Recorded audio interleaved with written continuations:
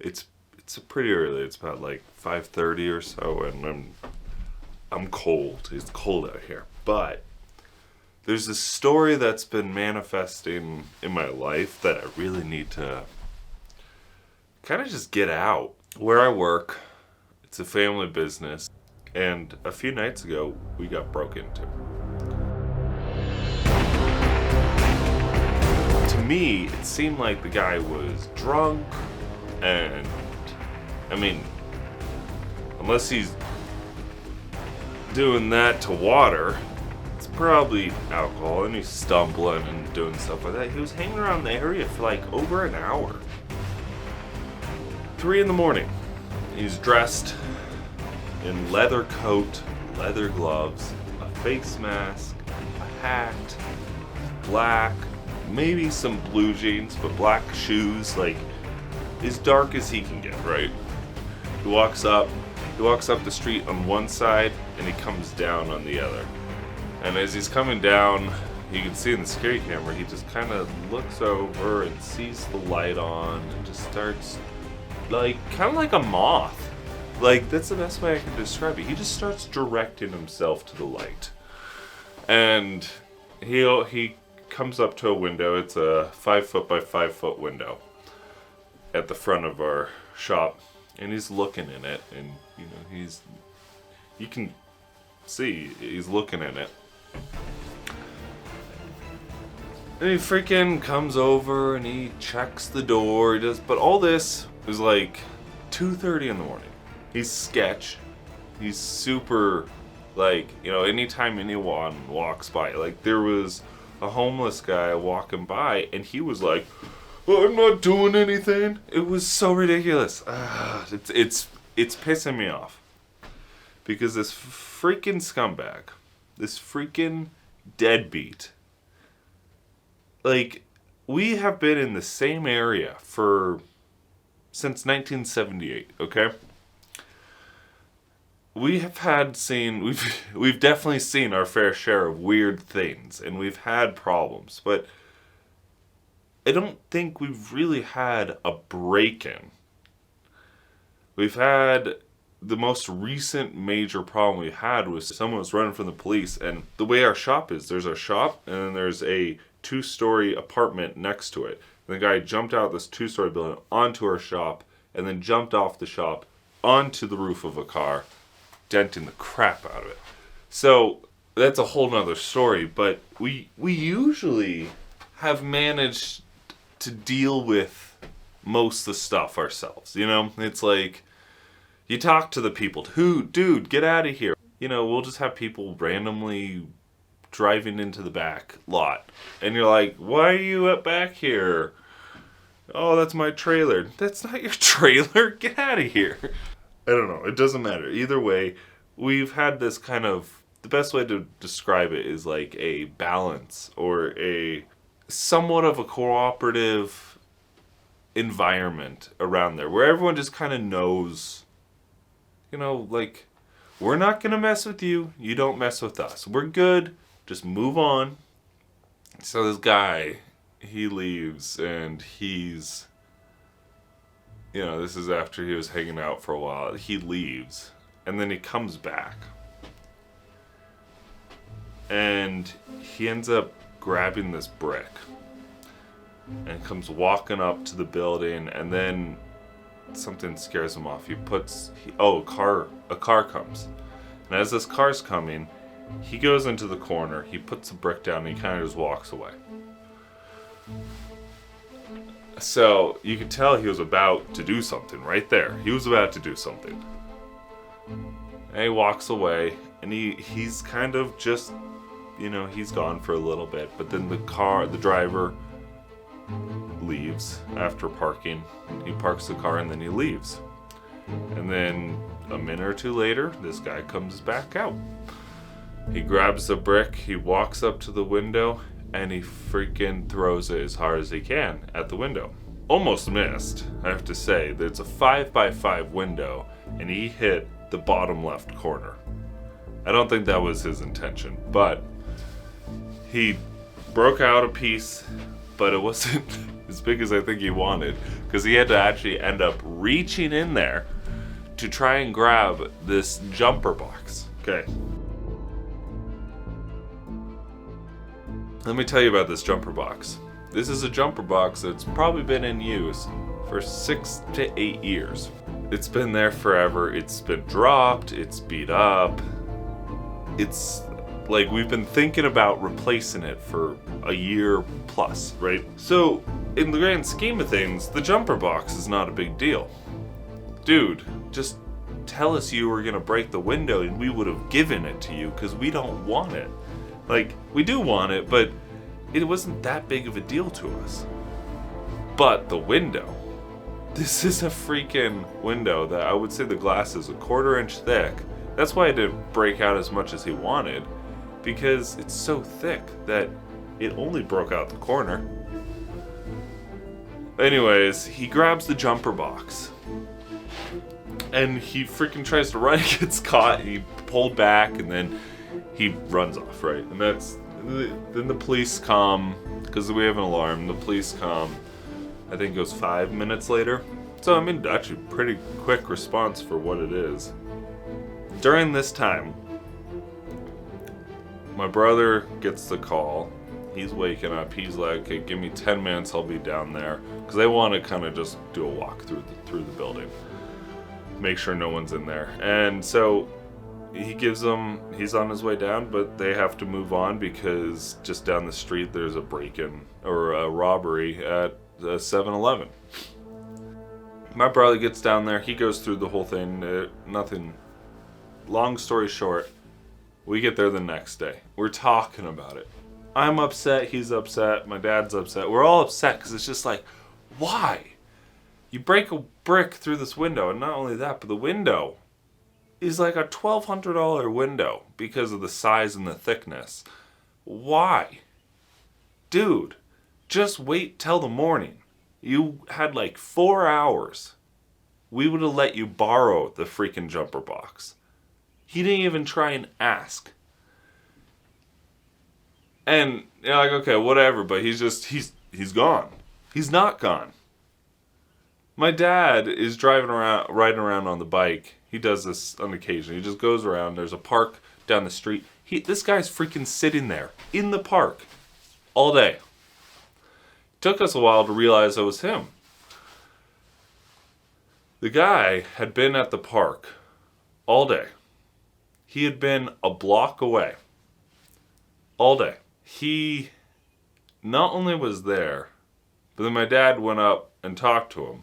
And it was just like, talking to him, just trying to get a feel for this guy, right? The guy doesn't know who he is. My dad's not 100% sure at this time who this guy is, but he kind of suspects. So he's just talking to him, and the guy's telling him how someone else, like, poor him, someone else ripped him off and all this kind of stuff, right?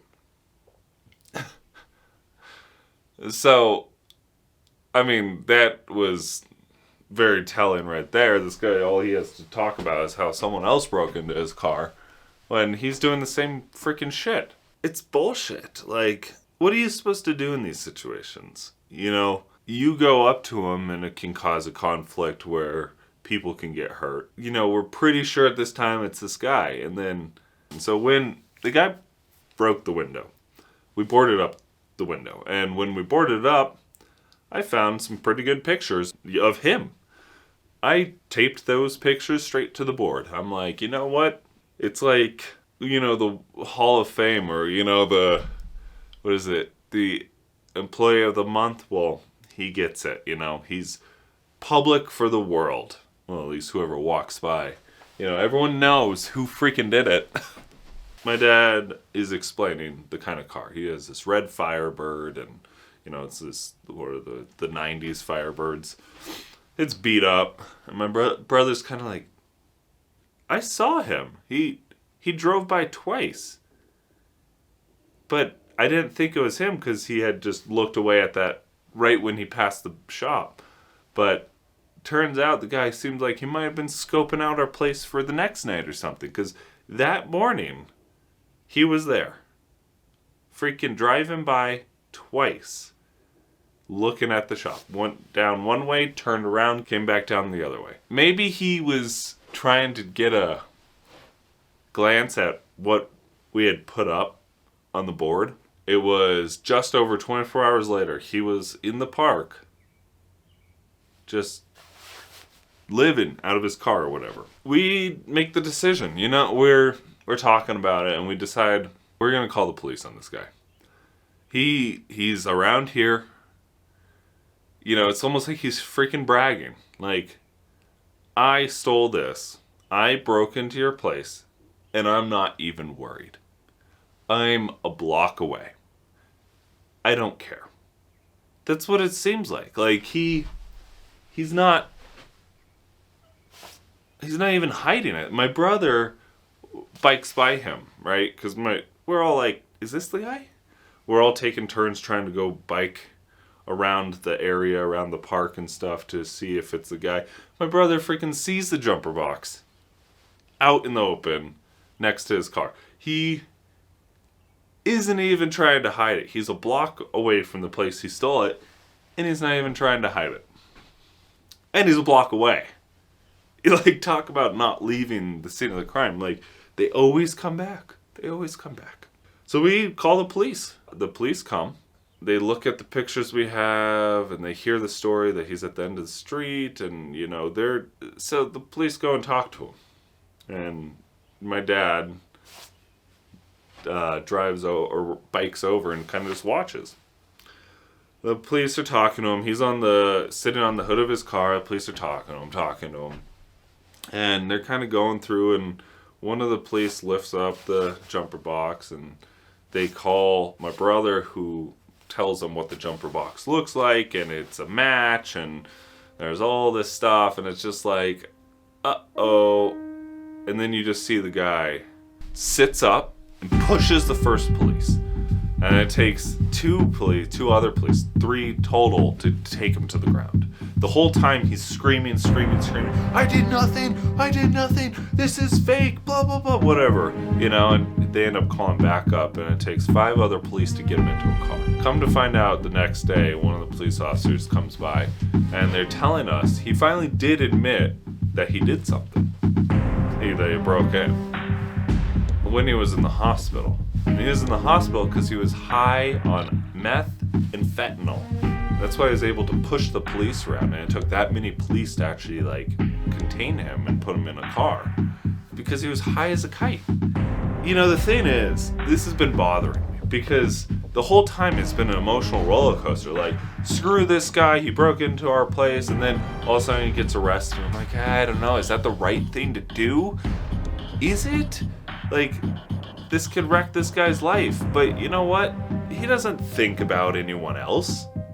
And like I said, we had been in this place since 1978, and we really haven't had that many problems. It might be kind of a sketch area, but really haven't had that many problems. And then one freaking guy comes here to steal a jumper box, when all he had to do was just talk to us, and we would have helped him out.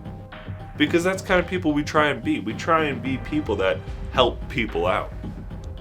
And so it's almost like he was staking his claim to his area. I'm gonna break in, and you guys aren't gonna do nothing. Because I'm gonna hang out a block away from here and just park. Oh, it pissed us off. There's a stoic saying, and I don't know exactly how it goes. I'm probably gonna butcher it, but it goes something along the lines of, when you find someone and they're doing something that you can't understand, take some time to really think about it. Take some time to think, how can they be in the mental space to do that? And once you realize that, all you feel is pity. And that's true. I only feel pity for this guy because he must have a pretty rough life. But it's not okay to break and enter into places, to terrorize a little area. Everyone was going just fine. No one was being bothered. And then this guy comes in and decides, I want that jumper box, and I don't care how I get it. And that's the kind of stuff that just destroys the whole area. And the environment isn't the best. We have a motel next door, and there's a lot of druggies and stuff.